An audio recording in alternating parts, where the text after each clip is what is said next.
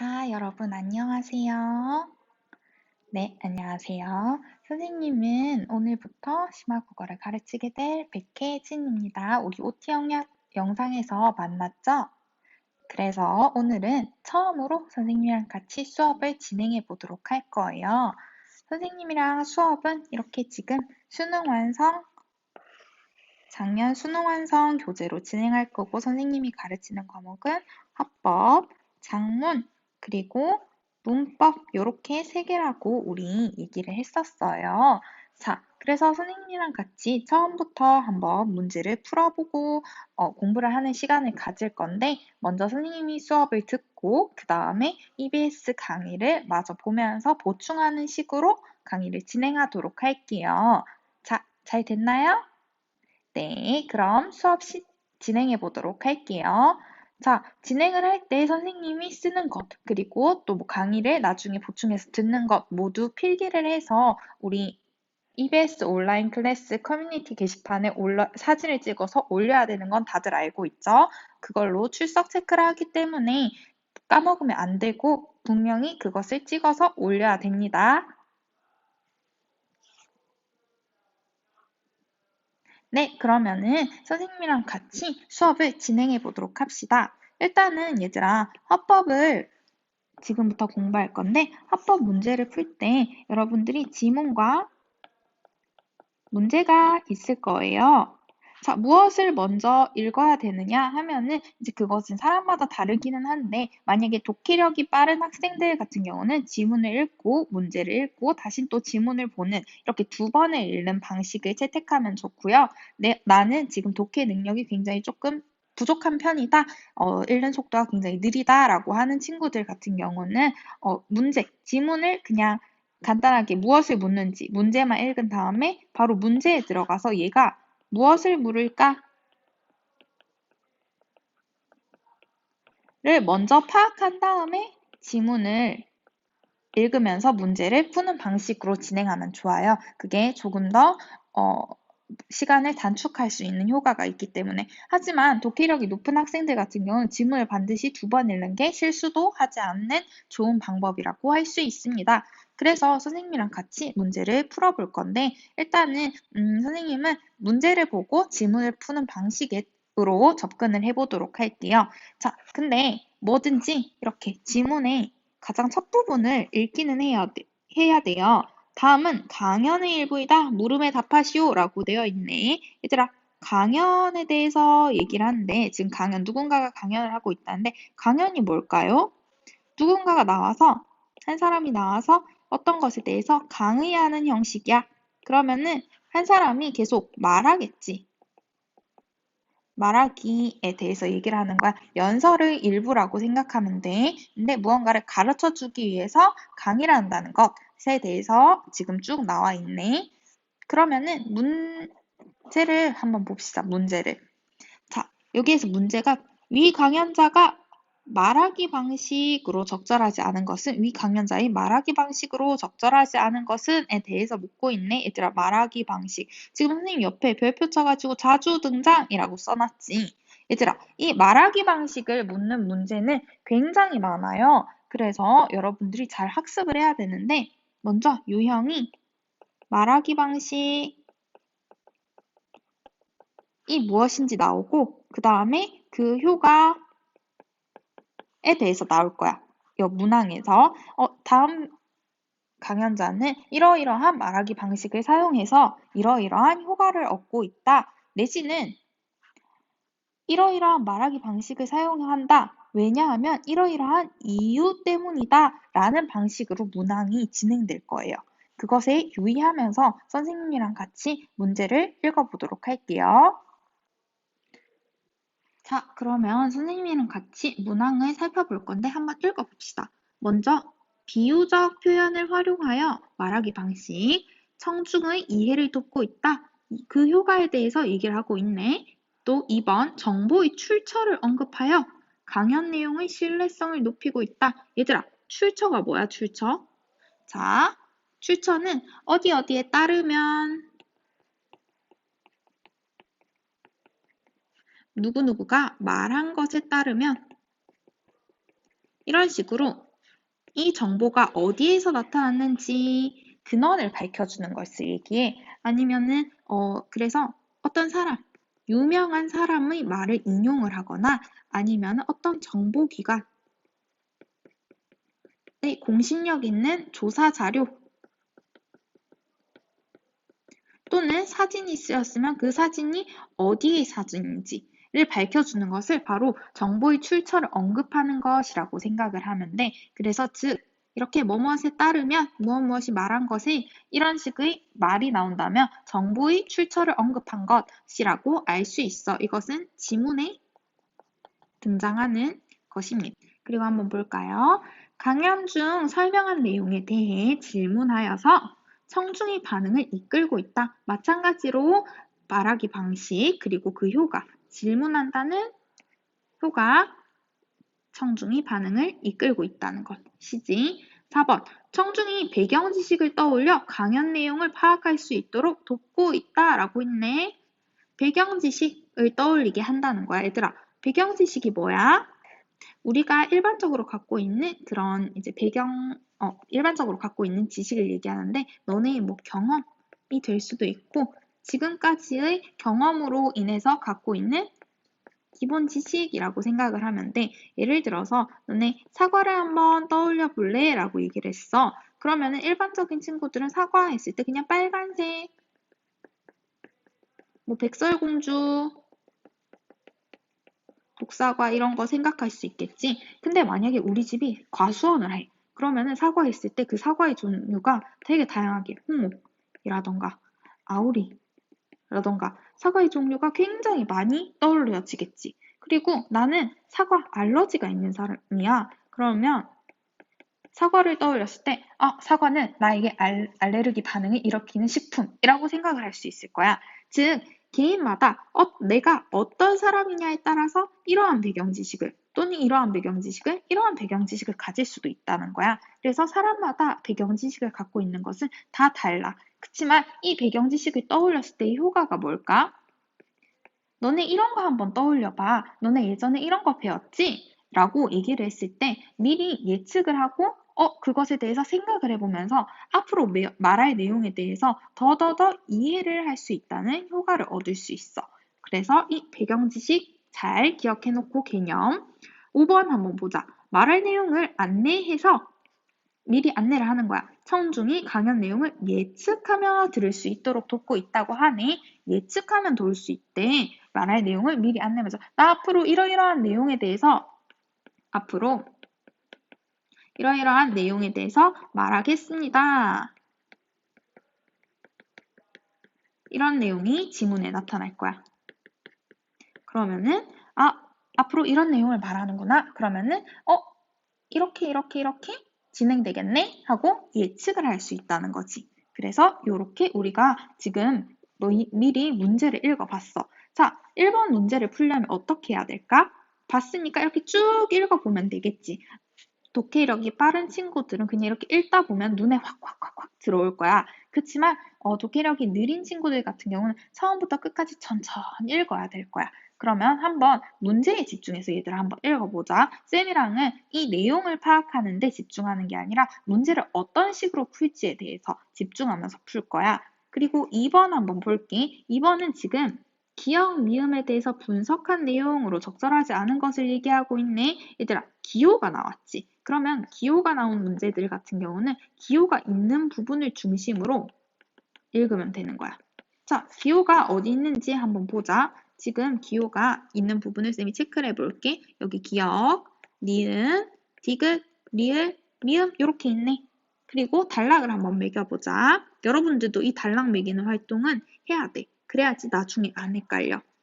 자, 지금 총 5번째 단락까지 있네. 그러면은 지금 여기 체크되어 있는 부분은 어디 단락에만 나와? 2단락이랑 3단락에만 나오지. 그러면 지금 이 2번 문제는 1번부터 5번 단락까지 다 읽을 필요가 없다는 거야. 2번이랑 3단락만 읽으면 풀 수 있는 문제라는 거지. 그래서 여러분들이 문제를 먼저 읽었을 때 내가 어디에 중점을 두고 읽어야 되는지를 파악할 수 있다는 거지. 그래서 쌤이랑 같이 지금 말하기 방식과 기호 중심의 분석 파악하면서 읽어볼게. 1번. 단락 한번 보자 얘들아. 지금 강연이지? 그러면 처음 도입부에서는 보통 앞으로 이러이러한 내용 얘기해 줄 거야 라고 얘기를 하고 마지막 5단락에서는 정리가 나올 거야. 지금까지 이러이러한 내용을 얘기했어 라고 하는 게 나올 거야. 한번 볼게. 날아가는 물체나 생물은 비행에 도움을 주는 날개를 지니고 있습니다. 그런데 날개 끝에서는 와류, 즉 소용돌이가 발생해서 비행이나 착륙에 영향을 주기도 한데 오늘은 날개 끝의 소용돌이가 새의 비행, 비행기의 날개 모양, 비행기 착륙에 어떤 영향을 주는지 차례대로 말씀드리겠습니다. 라고 얘기를 하네. 야 얘들아 이거 한번 체크해 볼까? 오늘은 날개 끝의 소용돌이가 새의 비행 쭉 말씀드리겠습니다. 이거 어디서 보지 않았어? 자, 선생님 봤어. 아까 1번에 여기 보면 말할 내용을 안내하여 청중이 강연 내용을 예측하며 들을 수 있도록 돕고 있다. 5번. 5번이 나타나네, 5번. 그렇지. 지금 앞으로 우리는 오늘은 이러이러한 내용, 새의 비행, 비행기 날개 모양, 비행기 착륙에 어떤 영향을 주는지 이렇게 세 개를 차례대로 말씀드리겠습니다. 해서 앞으로 말할 내용을 안내하고 있네. 그러면은 5번은 맞는 내용이야? 틀린 내용이야? 맞다는 거야. 지금 강연에 나타나는 내용이야. 그래서 앞으로 말씀드리겠습니다. 지문에 등장한다고 했지? 등장했네. 말씀드리겠습니다. 이렇게. 자, 그러면 두 번째 단락 넘어가 보도록 할게. 자, 자료를 제시하며 왼쪽은 도요새들의 비행사진, 오른쪽은 기러기들의 비행사진입니다. 이 사진들은, 자, 지금 이 사진들은 모두 철새의 집단 비행을 촬영한 것이지요. 지금 이 사진이 뭐야? 철새의 집단 비행을 촬영한 것에 대한 내용을 가진 사진이라고 하네. 자, 아까 2번 문제 동시에 풀어볼게. 사진 속 비행 대형의 공통점을 찾았나요? 네, V자입니다. 라고 얘기를 하고 있어. 기억 한번 읽어보자. 시각 자료를 통해서 그림 제시지 사진, V자로 날고 있는 V자 새 사진을 통해서 무엇을 청중이 철새 비행 대형의 모습에서 공통점을 생각해 보도록 유도하고 있다라고 나오네. 맞지? 지금 아까 보면은 자, 사진 속 대형 비행들의 공통점을 찾았나요? 하고 묻고 있잖아. 그래서 기억은 맞는 건가? 1번 문제는 1번 문항은 시각 자료를 통해 청중이 철새의 비행 대형의 모습에서 공통점을 생각해 보도록 유도하고 있다. 맞네. 그러면 1번은 맞는 말이네. 그럼 넘어가 볼게 또. 자, 왜 이렇게 날고 있는 것일까요? 자료를 제시하며 새가 날개짓을 하면 그림에서 볼 수 있는 화살표처럼 날개의 양끝 부분에서 몸통 쪽으로 소용돌이가 형성됩니다. 자, 이 그림은 무슨 그림일까? 뭔가 새가 날아가는데 그 날개 양끝 부분에서 새가 이렇게 새야 자, 새가 이렇게 날아가고 있어 새가. 근데 이 날개 끝부분에 보면은 소용돌이가 이렇게 막 형성이 되고 있나 봐. 그 형성되는 것을 이렇게 그림으로 그린 것을 여기에선 제시하고 있나 보네. 또한 보이지는 않지만 이 소용돌이는 기류를 형성합니다. 라고 얘기를 하고 있어. 그러면 2번 같이 한번 풀어볼까? 자, 니은 시각 기호를 통해 기류에 따라 날개 끝 소용돌이의 방향이 어떻게 변하는지 예측하도록 돕고 있다라고 얘기를 하고 있네. 쌤은 잘 모르겠는데? 다시 한번 읽어볼까? 방향이 어떻게 변하는지 예측하도록 돕고 있대. 근데 여기 니은 있는 부분을 보면 새가 날개짓을 하며 그림에서 볼 수 있는 화살표처럼 날개 양끝 부분에서 몸통 쪽으로 소용돌이가 형성됩니다. 라고만 나와 있지. 지금 얘들아 예측을 하게 하려면은 자 앞으로 새의 소용돌이 방향이 어떻게 진행될지 여러분들이 한번 예측해 보세요. 라고 얘기를 할 거야. 근데 지금 여기에서 얘기를 하고 있어? 아니야. 그냥 바로 소용돌이가 어떻게 형성되는지 그냥 시각적으로 표현해주고 있을 뿐이네. 그래서 그냥 소용돌이 형성 방향을 시각적으로 표현한 것일 뿐이지 이것을 통해서 어떻게 변하는지 예측하도록 돕고 있다는 아닌 것 같아. 그래서 2번은 X 치고 넘어가자. 그리고 D 마저 읽어볼게. 그리고 디귿 다음 그림을 보시죠. 자, 이 그림은 무엇일까? V자 대형의 선두에 있는 새 뒤로 흐르는 기류 모양을 표현한 것입니다. 이 그림은 V자 대형의 선두에 있는 새 뒤로 흐르는 기류 모양을 표현한 것이래. 이렇게 새들이 쭉 날면 이 V자로 하는데 얘 뒤로 기류 모양이 어떻게 형성되는지를 이렇게 표현했다고 하네. 몸통 뒤로는 하강 기류가 날개 옆으로는 상승 기류가 발생하여 그대로 뒤에 위치한 새에게까지 이어집니다. 따라서 철새들이 V자 대형을 유지하며 날면 다른 새의 날개 옆에 일어나는 상승 기류를 이용할 수 있어서 각자 힘을 덜 들이고 날 수 있게 된대, 얘들아. 자, 결국에는 V자 대형의 선두에 있는 새의 뒤로 흐르는 기류 모양을 표현한 것이라고 하네. 디귿 한번 읽어볼까? 디귿. 비가시적 현상을 가시적으로 드러낸 자료를 통해서 자, 얘들아. 비가시적 무엇이야? 눈에 보이지 않는 것을 얘기해. 그럼 가시적은 눈에 보이는 것을 얘기하는 거야. 즉, 눈에 보이지 않는 것을 보이는 것으로 드러낸 자료를 통해서 무엇을? 철새들이 V자 대형을 유지하는 이유에 대해서 뒷받침하고 있대. 이거 본 것 같아. 자, 지금 새들이 이렇게 V자 모양으로 날면서 그 날개 밑에 어떤 기류가 공기의 흐름이 형성되는지 우리 눈으로 볼 수 있어. 새가 막 날아가는 거 보면은 공기의 흐름이 저렇게 바뀌고 있구나. 왼쪽으로 소용돌이가 치고 있어. 이런 거 볼 수 있어?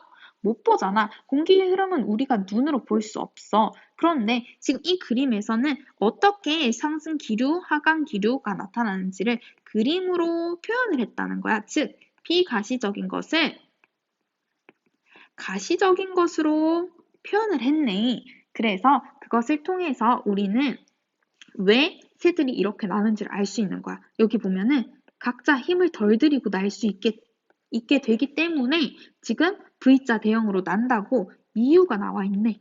그러면은 2번의 3번 맞는 내용이야? 틀린 내용이야? 맞는 내용이지. 새가 날아가는데 그때의 기류가 어떻게 되는지 비가시적 현상을 가시적으로 드러냄으로써 왜 V자 대형을 이용하는지 V자 대형을 유지하는지 힘 덜 들이고 날 수 있기 때문에 라는 이유를 뒷받침하고 있다라고 얘기를 하는 거 맞지요? 자, 확인했나요? 네, 좋습니다. 그러면 선생님이랑 또 4번 한번 읽어볼게요. 일단 4번 문항을 먼저 볼까? 4번. 윙렛이 적용된 날개끝 모양들의 사진을 제시하여 즉 윙렛이 뭔지는 모르겠지만 여튼 그 날개끝 모양들의 사진을 제시했대. 그래서 청중이 개념을 이해하기 쉽도록 돕고 있다고 하네. 개념 이해를 돕고 있다고 한다. 한번 보자.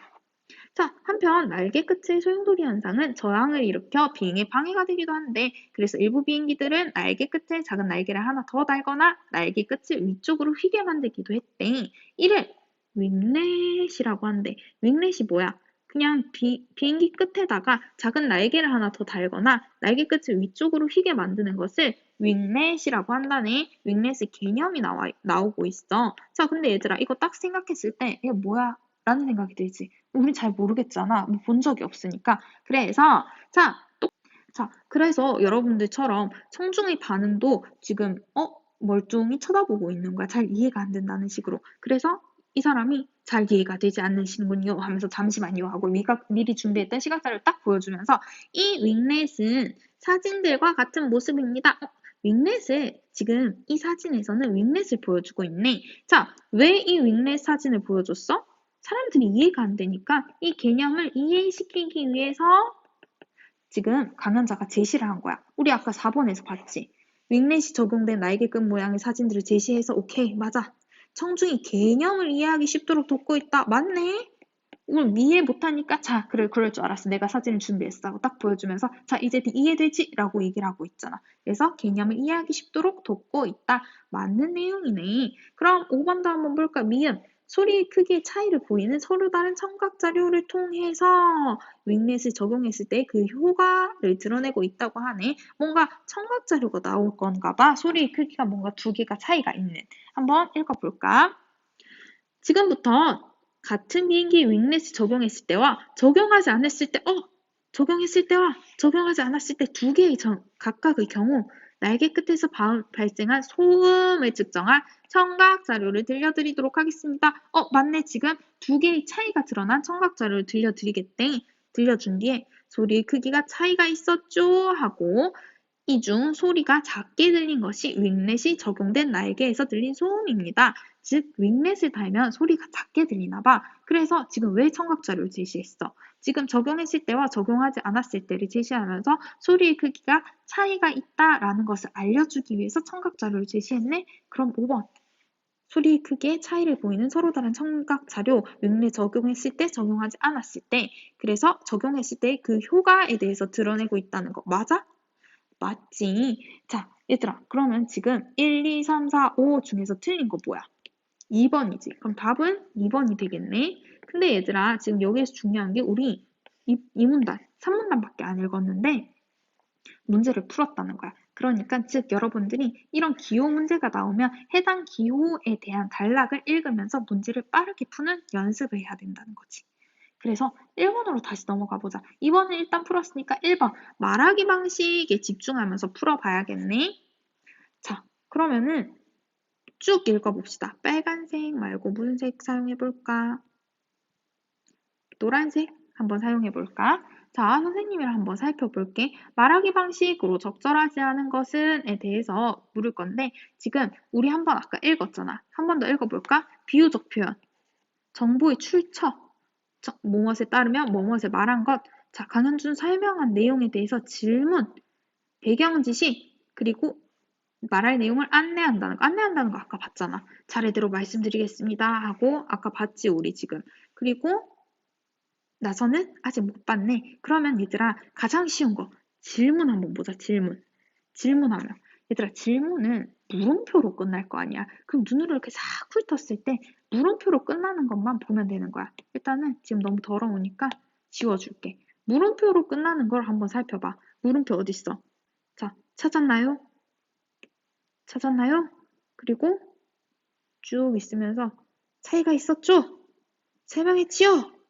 뭐 대충 이 정도가 있는 것 같아. 이것 말고도 더 있을 수 있어. 배웠죠? 여기 있네. 눈을 이렇게 봤을 때 물음표가 쿵쿵쿵쿵 눈에 뜨이잖아. 그럼 물음표 있는 문장을 읽는 거야. 먼저 지금 강의 중 설명한 내용에 대해서 질문을 하고 있대. 자, 사진 속 비행 대형의 공통점을 찾았나요? 아니지 이거. 그러면 왜 날고 있는 것일까요? 그냥 묻는 거야. 아니야. 그러면 소리 크기의 차이가 있었죠? 이거 조금 그런데 한번 읽어볼까? 청각 자료를 들려드리겠습니다. 소리의 크기에 차이가 있었죠? 강연 중에 소리의 크기에 대해서 차이가 있었나? 에 대해서 얘기를 했었나? 잘 모르겠어. 물음표. 소리의 크기와 저항은 어떤 관계가 있다고 배웠죠? 이것도 뭔가 질문을 하는데 구체적으로 무엇에 대해서 질문하는지 잘 모르겠어. 앞에 한번 읽어볼까? 학교에서 배운 내용을 잠깐 떠올려보죠. 이거는 학교에서 배운 내용에 대해서 묻고 있으니까 강연 중에 설명한 내용은 아니겠지. 그러면 X. 마지막. 날개 끝 소용돌이 때문에 비행하는 물체의 뒤쪽으로 무엇이 형성되어 흐른다고 설명했지요? 라고 묻고 있는 얘들아. 지금 강연 중에 설명한 내용에 대해서 지금 묻고 있어. 그러면은 일단은 강연 중 설명한 내용에 대해 질문하여 청중을 반응에 이끌고 있다. 맞아? 맞아. 지금 우리 찾은 거야. 만약에 지금 이거 두 개 중에서 지금 얘랑 헷갈린다고 하면은 처음부터 끝까지 읽어보면 되지만은 일단 급하게 푼다고 했을 때 지금 바로 설명했지요라고 지가 말을 하고 있어. 그러면 일단은 얘는 맞는 말이니까 동그라미 치고 넘어가면 되겠지. 오케이. 그러면 우리 지금 3번도 찾았어. 설명했지요 하고. 근데 아까 우리 여기에 보면 청중이 배경 지식을 떠올려 4번 한번 봐봐. 4번. 청중이 배경 지식을 떠올려 강연 내용을 파악할 수 있도록 돕고 있다. 근데 이거 아까 언뜻 5번? 3번 풀면서 우리가 언뜻 봤어. 여기 보면은 자, 소리 크기의 저강은 어떤 관계가 있다고 배웠죠? 이 앞에 보면 학교에서 배운 내용을 잠깐 떠올려 보죠. 얘들아, 학교에서 배운 내용을 지금 잠깐 떠올려 보지. 이게 바로 배경 지식이야. 아까 얘기했잖아. 자, 너네 여기 배경 지식 사과 떠올렸을 때 무엇을 생각하는지 한번 떠올리게 하고 그걸 떠올리게 함으로써 앞으로 말할 내용에 대해서 이해를 돕고 있다 그랬잖아. 한번 보자. 지금 뭔가 소리 윙렛을 설명하면서 윙렛이 날개에 달린 소음을 설명하면서 그 소리의 크기, 저항, 어떤 관계가 있는지를 설명할 거야. 근데 이것을 설명하기 위해서 학교에서 배운 내용을 미리 떠올리게 하는 거야. 너네 과학 시간에 이런 내용 배웠지 않아? 라고 떠올리는 거지. 배경 지식을 지금 환기시키고 있는 거야. 그것을 통해서 앞으로 설명할 내용을 좀 더 이해하기 쉽게 도와주는 거지. 그러면은 지금 4번도 맞는 내용이지. 강연 내용을 파악할 수 있도록 돕고 있다. 이것도 맞는 내용이네. 오케이. 자, 여기까지 찾았어. 그러면 1번이랑 2번이 남았는데 비유적 표현과 출처를 찾아보자. 일단 비유적 표현. 눈으로 한번 쭉 파. 비유적 표현은 어떤 것이 나올 거냐면 뭐뭐처럼, 뭐뭐와 같이 이런 식의 표현이 등장할 수 있을 거야. 쉽게. 그러면은 쭉 읽어봤을 때 아까 선생님이랑 1, 2, 3, 4, 5 자, 3단락까지 읽었어. 4단락 쭉 읽어보자. 날개 끝에 소용돌이 때문에 비행하는 물체의 뒤쪽으로 무엇이 형성되어 흐른다고 설명했지요? 네, 기류가 생성되어 뒤쪽으로 흐릅니다. 그런데 이 기류는 일정 시간 동안 활주로에 남아 있습니다. 만약 이 기류가 남아 있는데 다른 비행기가 연달아 착륙한다면 어떻게 될까요? 어쩌고저쩌고 나오고 있어. 근데 얘들아, 여기 한번 읽어봐.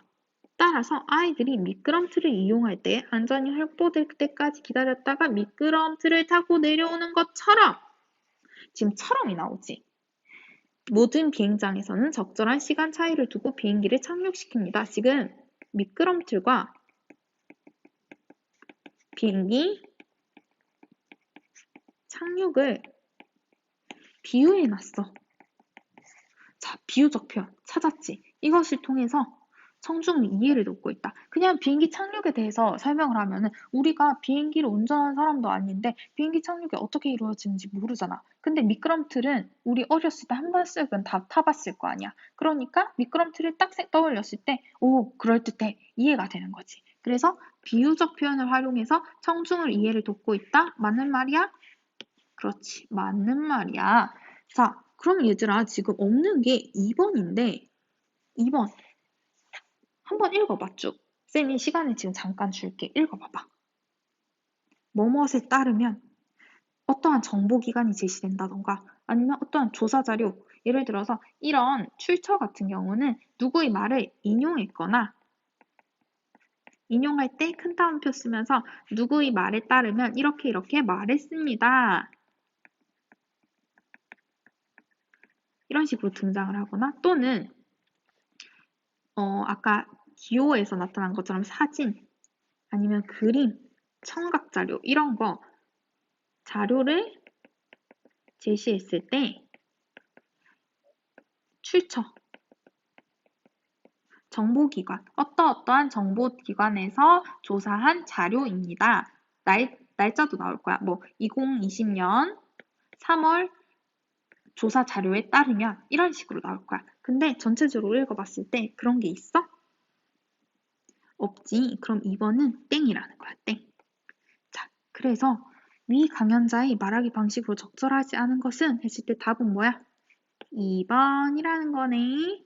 자, 문제를 이렇게 쉽게 풀었어. 얘들아, 선생님이랑은 이렇게 빨리 풀려고 노력을 했지만 문제를 하나하나 읽다 보니까 시간이 오래 걸렸는데 너네가 이 지문을 풀 때는 이거 5분 이상 넘어가면 안 돼. 이 전체 지문 문제까지 다 푸는데. 그리고 화법 같은 경우 문제가 되게 쉽게 나오기 때문에 너네가 한 문제당 1분 안 걸리게 풀고 넘어가야 되는 수준으로 연습을 많이 해야 돼.